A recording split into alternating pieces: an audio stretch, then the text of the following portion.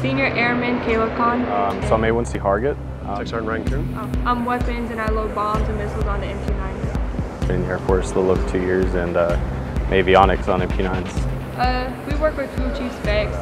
Yeah, here it's just really easy to get stuff done a little bit quicker because we're all kind of in the same building and working together. So. And this is a whole new ballgame. This is nothing we learned in tech school. It's not in our CDCs. It's brand new for us. So it shows that what we can do back at home station.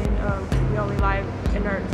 We never get to drop any live munition or anything. So coming out here and seeing that we can load live and then drop them to show like what we're actually here to do. It's a nice feeling. I got to say it's pretty empowering to know what these planes are capable of and to know that I work on them and allow them to keep flying and doing what they're doing every single day to protect the country that we live in.